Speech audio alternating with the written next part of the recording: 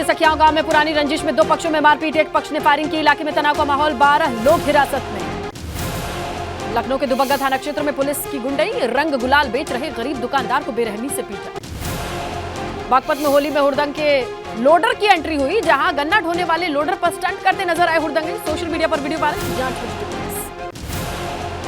गाजियाबाद में heart attack से 30 साल के युवक की मौत, डीजे पर डांस करते वक्त हार्ट अटैक आया। प्रोफेशनल फोटोग्राफर था। मोदी नगर के लक्ष्मी नगर फफराना बस्ती का मामला। हरदोई में 6 साल की मासूम से दुष्कर्म के बाद मौत, घर के बाहर बेहोशी की हालत में खून से लथपथ शव मिला। पुलिस मामला दर्ज कर आरोपी की तलाश में जुटी। मेरठ में 4 साल के गायब बच्ची का शव नाले से मिला। हड़कंप मचा, कई घंटे की मशक्कत के बाद बच्ची का शव मिला।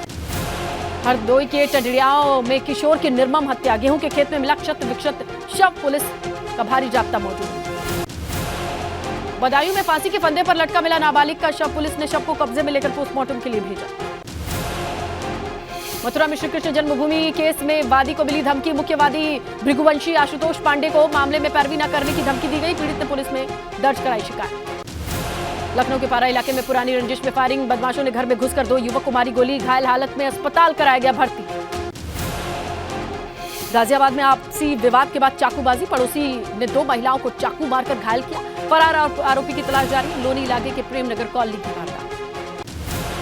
काशीपुर में युवक की हत्या के बाद आक्रोशित लोगों का हंगामा, होली के दिन डीजे पर डांस करने को लेकर बवाल, पुलिस ने एक युवक को हिरासत में लिया। खड़गपुर देवीपुरा की वारदात। कानपुर में लाइसेंसी रिवॉल्वर से वकील ने खुद को मारी गोली, मौके पर मौत। दांत के कैंसर के चलते डिप्रेशन में थे। गोविंदनगर के दबौली इलाके में बस्ती में दबंग दंपति और उसकी बेटी के साथ मारपीट, लूटपाट, पीड़ितों के मुताबिक बंधक बनाकर लूटपाट की गई। टोडी फतेहपुर के दुरवई की वारदात। महाराजगंज में पुलिस पुलिया किनारे असलहा सहित 5 जिंदा कारतूस मिलने से हड़कंप, असलहों को कब्जे में लेकर जांच में जुटी पुलिस। बरगदवा इलाके का मामला। नशे के खिलाफ गोंडा पुलिस की बड़ी कार्रवाई, 5 क्विंटल 51 किलो अवैध मादक पदार्थ के साथ 4 तस्कर गिरफ्तार, असम से गोंडा में ले जा रहे थे ये खेप। गाजियाबाद के साहिबाबाद इंडस्ट्रियल एरिया में कबाड़ की दुकान में भीषण आग, आसपास के इलाकों में हड़कंप, कड़ी मशक्कत के बाद आग पर काबू पाया गया। सहारनपुर के जमालपुर गांव में बेकाबू डीसीएम ने बच्चों को रौंदा, एक बच्चे की दर्दनाक मौत, ग्रामीण ने डीसीएम चालक को पकड़कर पुलिस के सुपुर्द किया। शामली में तेज रफ्तार बस अनियंत्रित होकर खाई में गिरी, बस में सवार 2 दर्जन से ज्यादा यात्री घायल हुए। सहारनपुर में तेज रफ्तार बस अनियंत्रित होकर पलटी, हादसे में कई लोग घायल, राहगीरों ने घायल को अस्पताल पहुंचाना। नौनोता इलाके के गांव कुआंखेड़े का मामला। रामपुर में पुलिस द्वारा जब्त किए गए वाहनों में आग लगी, आग की चपेट में आने से दर्जन भर वाहन जलकर खाक। प्रयागराज में फ्लाईओवर पर चलती कार में आग, कार सवार समेत ड्राइवर सुरक्षित बाहर निकले, शॉर्ट सर्किट से आग की आशंका, देर रात होली खेलकर लौट रहे थे कार सवार। औरैया में तेज रफ्तार शॉर्ट सर्किट से 2 मकानों में आग, औरैया में तार के टकराने से शॉर्ट सर्किट, मकानों में आग, घर में रखा सारा सामान जलकर खाक। देहरादून में रानी पोखरी इलाके में गन्ने के खेत में भयंकर आग, खड़ी फसल आग के हवाले, जलती माचिस की तीली फेंकने से लगी आग। देहरादून में राज प्लाजा कॉम्प्लेक्स में आग, कई दुकानें आग की चपेट में, लाखों का नुकसान, फायर ब्रिगेड की गाड़ियों ने मुश्किल से आग पर काबू पाया। पौड़ी में बस अड्डे के पास 2 दुकानों में भड़की आग, फायर सर्विस की टीम ने कड़ी मशक्कत के बाद इस आग पर काबू पाया, दुकानदारों को काफी नुकसान। चंपावत में सीएम धामी ने मां पूर्णागिरी मेले का शुभारंभ किया, स्थानीय कलाकारों ने पारंपरिक छोलिया नृत्य किया। चंपावत में सीएम धामी ने रिवर राफ्टिंग प्रतियोगिता में हिस्सा लिया, राफ्ट में बैठकर अन्य प्रतियोगियों के साथ प्रतिभाग किया। जोशीमठ में आपदा से निपटने के लिए राज्य सरकार ने राहत के लिए केंद्र को 2000 करोड़ का प्रस्ताव भेजा, 1000 विस्थापन और 1000 करोड़ इंफ्रास्ट्रक्चर सहित अन्य कामों के लिए। मसूरी के शिफनकोट से बेघर परिवारों को लेकर कांग्रेस का प्रदर्शन, प्रदेश सरकार के खिलाफ निकाली वादा निभाओ आक्रोश रैली। हरिद्वार में हर की पैड़ी पर कॉरिडोर को लेकर अखाड़ा परिषद का बयान, कहा कॉरिडोर के किसी का भी नुकसान नहीं होने दिया जाएगा, इसके लिए अखाड़ा परिषद विरोध भी करेगी। विकासनगर में विधायक मुन्ना सिंह चौहान ने 1 करोड़ 71 लाख की योजना का शिलान्यास किया, काटा पत्थर क्षेत्रवासियों को पानी के पीने की किल्लत से मुक्ति मिलेगी। रुद्रप्रयाग के जवाड़ी बाईपास पर रेलवे टनल में एक मजदूर की मौत, मेगा कंपनी में कार्यरत था, स्थानीय लोगों में आक्रोश, बद्रीनाथ हाईवे जाम किया।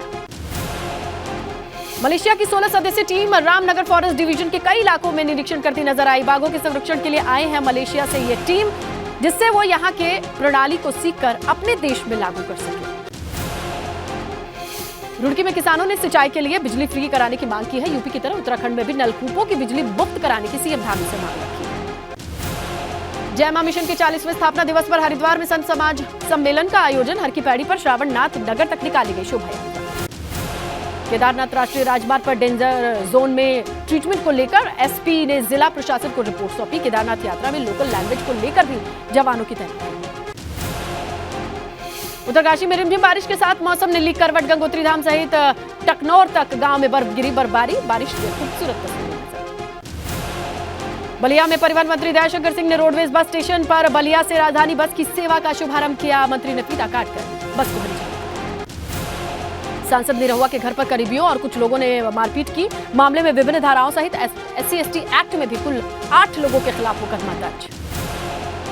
एक्टर डायरेक्टर सतीश कौशिक के निधन पर सीएम योगी ने दुख जताया। ट्वीट कर सीएम ने लिखा, फिल्म जगत के लिए अपूर्णीय क्षति। प्रभु श्री राम परिजनों को दुख सहने की शक्ति। अनुपम खेर ने ट्वीट करके सबसे पहले खास दोस्त के जाने का दुख जाहिर किया। उन्होंने सतीश कौशिक के साथ तस्वीर शेयर की, लिखा, जानता हूं मृत्यु हुई भी इस दुनिया का अंतिम सच। बुलंदशहर पुलिस लाइन में जमकर खेली गई होली। डीएम एसएसपी सहित तमाम अधिकारी मौजूद रहे। एक दूसरे को रंग लगाकर बधाई दी। बरेली में आज पुलिसकर्मियों की होली रही। गीत के साथ जश्न मनाते नजर आए। पुलिसकर्मियों ने एक साथ होली के लिए एक दूसरे को रंग लगाया। कमिश्नर प्रतिंदर सिंह भी थिरकते नजर आए। आजमगढ़ में भी पुलिस के जवानों की होली। पुलिस महानिरीक्षक अखिलेश कुमार मौजूद रहे। जवानों को होली की शुभकामनाएं। गोरखपुर में भी दूसरे दिन पुलिस वालों की होली मनाई गई। गोरखपुर से कैंट थाने पर अभी रंग गुलाल के साथ खेलते नजर आए पुलिसकर्मी, एक दूसरे को बधाई। गैरसैंण में बजट सत्र की तैयारी पूरी। पुलिस बल भी तैयार। 6 कंपनी PSC तैनात रहेगी। जोशीमठ में ITBP के जवानों ने भारत चीन सीमा के अग्रिम चौकियों में जमकर होली मनाई। बात उमेश पाल हत्याकांड के 13 दिन बाद अभी भी सभी गुनाहगारों का हिसाब किताब नहीं हो पाया है। 13वीं के दिन दुखी परिवार से केंद्रीय मंत्री SP सिंह बघेल ने मुलाकात की। प्रयागराज में 24 फरवरी को हुए शूटआउट में मारे गए BSP विधायक राजूपाल मर्डर केस के गवाह उमेश पाल की 13वीं संपन्न हुई। हालांकि दुखी और शूटआउट से नाराज परिवार वालों ने परंपरागत तौर पर 13वीं नहीं मनाई। प्रयागराज आवास पर प्रतीकात्मक तौर पर सिर्फ शांति पाठ किया गया और इस दौरान रोने की वजह से उमेश पाल की मां शांति देवी की तबीयत भी बिगड़ गई, जिसके बाद परिजनों ने उन्हें संभाला। बता दें कि इस 13वीं में किसी तरह के भोज और भंडारे का आयोजन नहीं हुआ। शांति पाठ में सिर्फ परिवार के लोग ही शामिल हुए।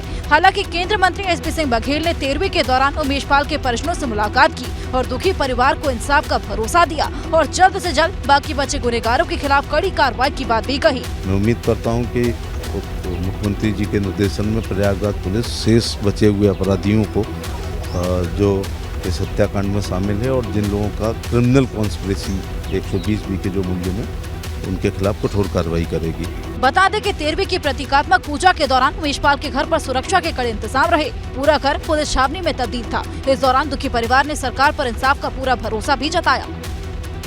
तो 13वीं के दिन उमेश पाल के परिवार ने न तो किसी भोज का आयोजन किया, न ही किसी को शांति पाठ के लिए निमंत्रित किया। उनके परिवार की बस एक ही मांग है।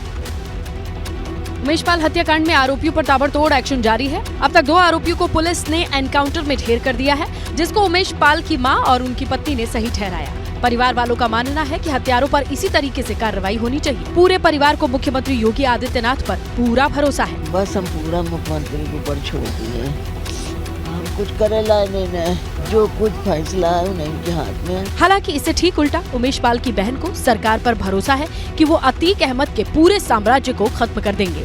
हमारे भाई को क्यों मारा? जब हमारे भाई को मारा तो बस हम लोग मुख्यमंत्री से यही मांग मांगते हैं कि अतीक अशरफ को मारा जाए। जब वो मरेंगे तभी मेरे भाई को शांति मिलेगी। जो परिवार है, परिवार को उम्मीद भी है, यकीन भी है कि जो सरकार जो है वो इस बारे में जल्द से जल्द कोई ठोस कार्रवाई करेगी, कुछ इस तरीके की कार्रवाई करेगी जिसका एक बड़ा संदेश जाएगा और परिवार के लोगों को भी कुछ राहत मिल सकेगी। उमेश पाल मर्डर केस में अभी भी अतीक के तीसरे नंबर के बेटे असद सहित 5 मुख्य शूटर्स फरार हैं। 2 जबकि माफिया से ताल्लुक रखने वाले और उसके मददगार 3 आरोपियों के घर जमींदोज कर दिए गए हैं। उमेश पाल हत्याकांड के मामले में शूटर्स की तलाश में पुलिस की टीमें लगातार लगी हुई। उमेश पाल हत्याकांड को 7 शूटर्स ने अंजाम दिया था। इसमें अरबाज और उस्मान को एनकाउंटर में यूपी पुलिस ने ढेर कर दिया, जबकि 5 अब भी फरार है। यूपी पुलिस इनकी तलाश में छापेमारी कर रही है। खबरों के मुताबिक पुलिस और एसटीएफ की 15 टीमें आरोपियों की तलाश कर रही है। शूटर्स को पकड़ने के लिए यूपी पुलिस के तेज तर्रार आईपीएस अफसर और एनकाउंटर स्पेशलिस्ट आनंददेव तिवारी को भी लगाया गया है। हत्याकांड में शामिल आरोपियों की तलाश यूपी के अलावा दिल्ली, बिहार, झारखंड, पश्चिम बंगाल, महाराष्ट्र, तेलंगाना, मध्य प्रदेश समेत दूसरे राज्यों में भी छापेमारी की गई है।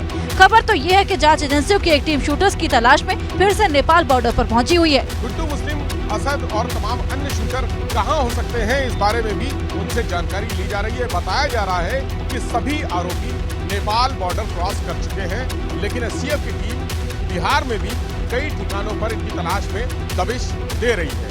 इसके अलावा पुलिस टीम ने बॉर्डर और आसपास के इलाकों में सीसीटीवी फुटेज और शूटर्स की तस्वीर के आधार पर जानकारी भी जुटा रही है। साथ ही शूटर्स के बारे में जानकारी दे सकने वाले उनके तमाम करीबियों से पूछताछ भी की जा रही है।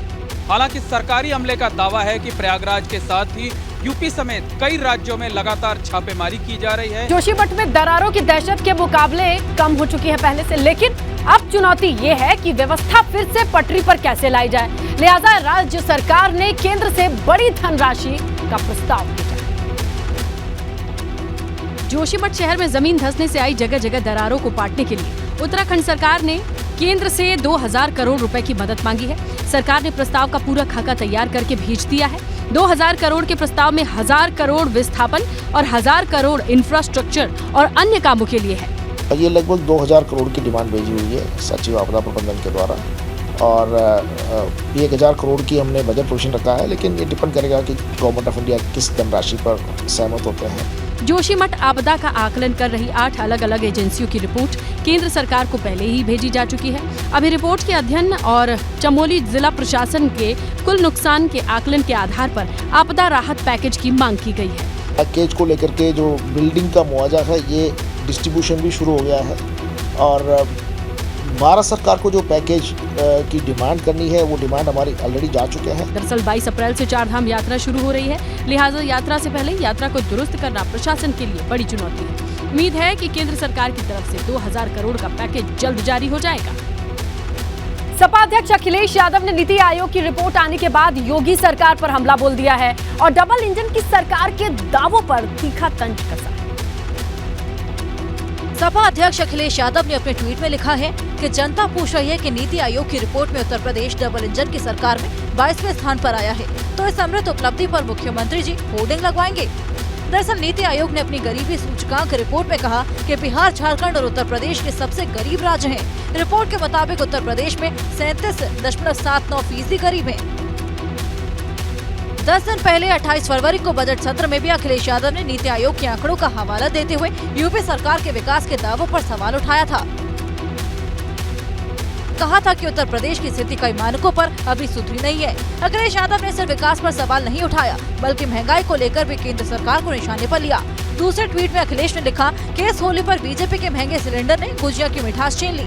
जनता कह रहे कि बीजेपी को हम नया नारा दे रहे हैं, अब की बार छीनी मिठास। जाहिर है अखिलेश के ताबड़तोड़ ट्वीट ने सियासत की टेंशन और ज्यादा बढ़ा दी है। देखिए, योगी सरकार पर हमला करने वाले अखिलेश यादव पर डिप्टी सीएम ब्रजेश पाठक ने आज जमकर बरसते हुए बयान दिया। सपा सरकार के दौरान घोटालों की पूरी फाइल खोल दी।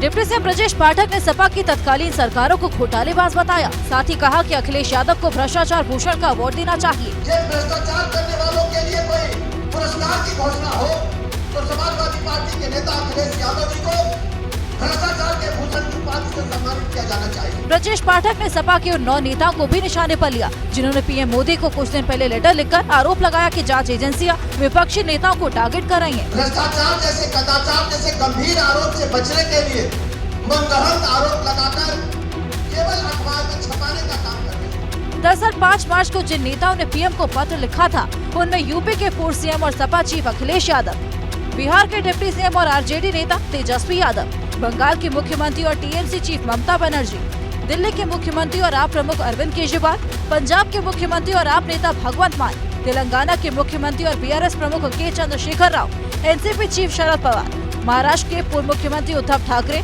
जम्मू कश्मीर के पूर्व सीएम फारूक अब्दुल्ला। विपक्ष का आरोप है कि 2014 से अब तक सीबीआई ने जितने भी मुकदमे दर्ज किए हैं, उनमें से 95% विपक्षी नेताओं के खिलाफ हुए। उत्तर प्रदेश में निकाय चुनाव की तारीखों को लेकर जल्द ही बड़ा ऐलान होने की संभावना है, और ऐसा इसलिए क्योंकि निकाय चुनाव को लेकर गठित ओबीसी आयोग ने अपनी रिपोर्ट तैयार कर ली है। सूत्रों से मिली जानकारी के मुताबिक यूपी में नगर निकाय चुनाव को लेकर पिछड़ा वर्ग आयोग ने रिपोर्ट तैयार कर ली है। सभी 75 जिलों के दौरे के बाद आयोग ने रिपोर्ट तैयार की है। उम्मीद है कि शुक्रवार तक रिपोर्ट शासन को सौंप दी जाएगी और इसी रिपोर्ट के आधार पर निकाय चुनाव में आरक्षण का निर्धारण तय होगा। हालांकि आयोग को 31 मार्च तक आयोग को अपनी रिपोर्ट सौंपनी है। बता दें कि चुनाव 2022 में ही कराए जाने थे, लेकिन आरक्षण के मुद्दे पर चुनाव की तारीख टल गई थी। बीते साल 28 दिसंबर को आरक्षण के लिए आयोग का गठन किया गया था। 6 महीने के लिए आयोग का गठन किया गया था।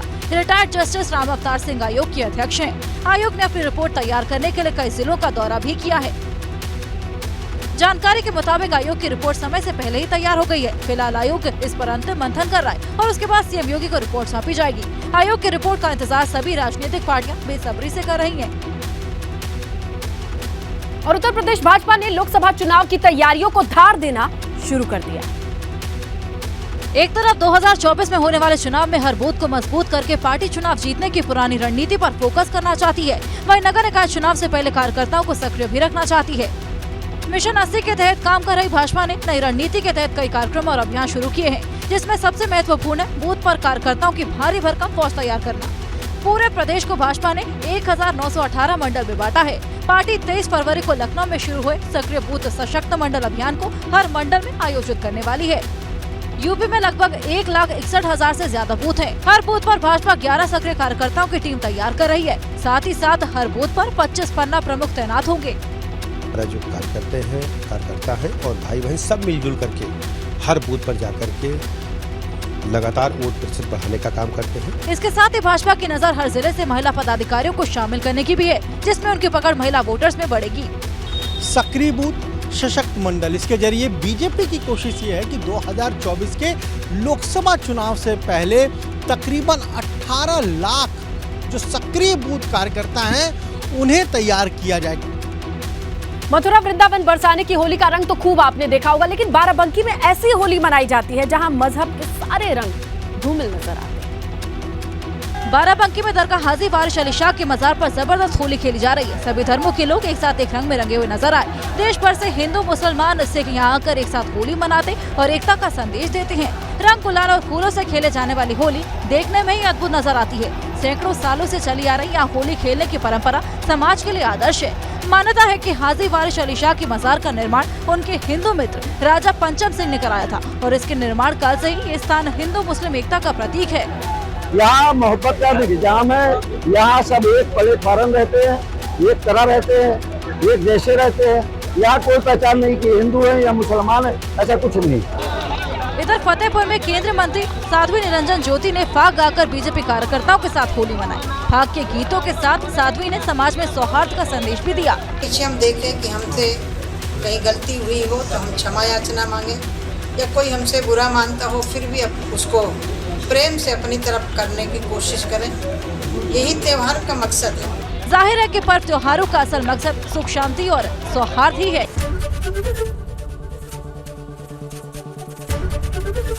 एबीपी गंगा, खबर आपकी, जुबान आपकी।